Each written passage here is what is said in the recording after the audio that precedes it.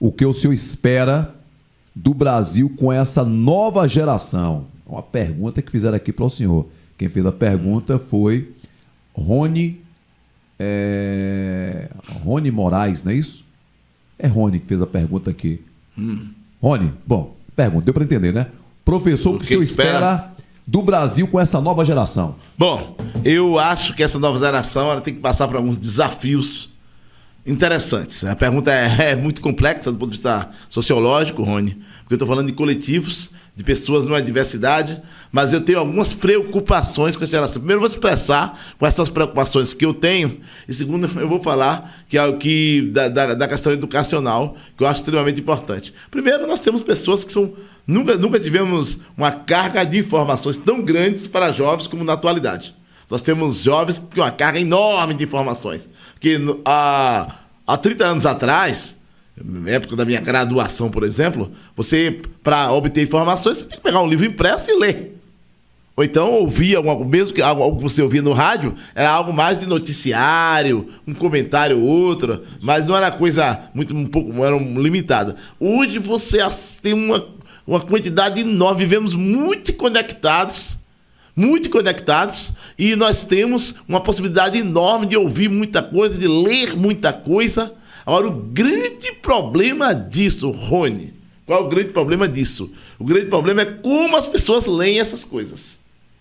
Porque o grande escritor italiano Umberto Eco, ele dizia que as grandes redes de conexões de tecnologia, elas deram voz a muitas pessoas. Mas, infelizmente, voz para muitos idiotas também. E muita coisa estúpida que a gente vê aí sendo colocado. Então, como comunicador, sou uma das pessoas que eu acho extremamente importante você ter um mecanismo, olha, ninguém está falando de censura, mas um mecanismo de regulação e de limites de conteúdos do que se posta. É inadmissível que possamos permitir que tenhamos aí aberto aí para acesso livre na internet, inclusive pessoas estimulando as pessoas ao suicídio, estimulando as pessoas a desrespeitarem os pais. É uma coisa absurda. Então, quer dizer, essa coisa complicada que temos que enfrentar. Esse é o problema. Nós temos potencialidade enorme, a quantidade enorme de informações, mas tem que se educar para se filtrar isso, para que essa nova geração possa enfrentar essas adversidades. Essa é a questão. Por quê? Nós temos que, inclusive, aprender com os nossos povos originários, com as populações tradicionais. Vou dar aqui um exemplo. Para alguns povos indígenas, você vê lá, por exemplo, ali em Recife, você tem aquela ocorrência de tubarões que atacam pessoas, né? Come a perna do cidadão, decepa a perna, não tem aquilo ali? Tem uma placa lá bem grande, em cima dessa questão que ele colocou, bem grande. Proibido nadar, proibido surfar, proibido entrar na água, área com ocorrência de tubarões, perigo de vida.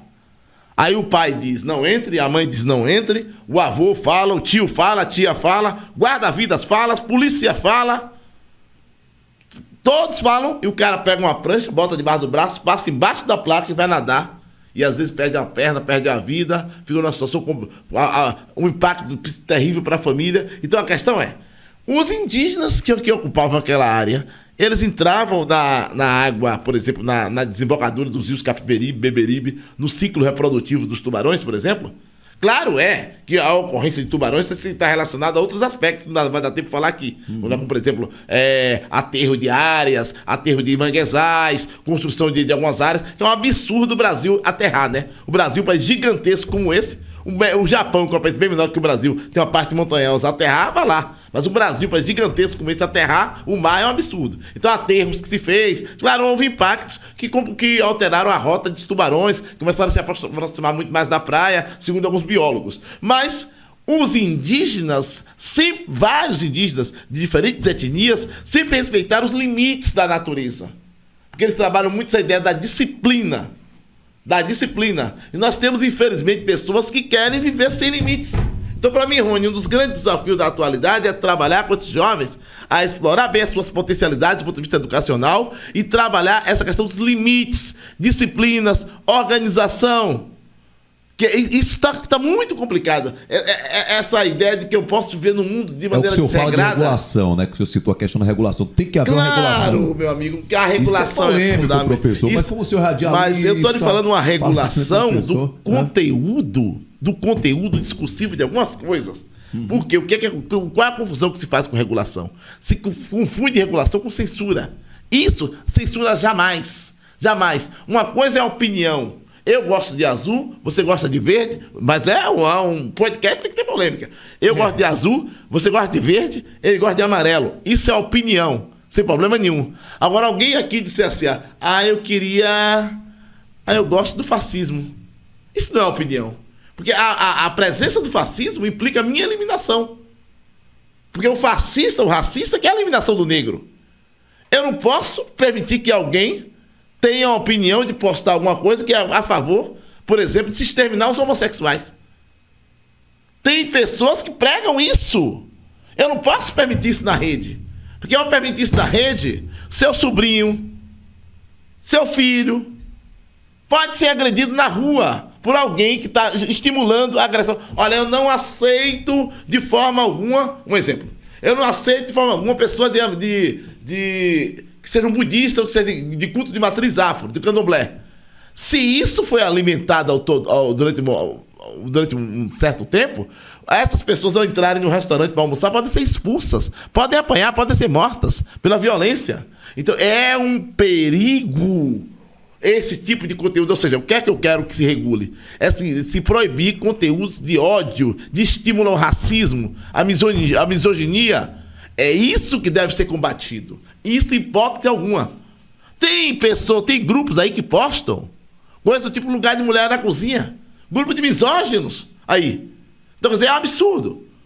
Tem grupos que postam que mulher tem que ganhar menos do que homem. Então, quer dizer, é essas coisas que realmente devem ser combatidas.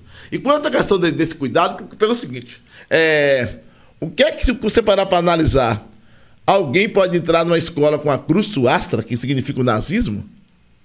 Claro que não, né? Claro que é um crime. Isso não pode ser liberdade de expressão.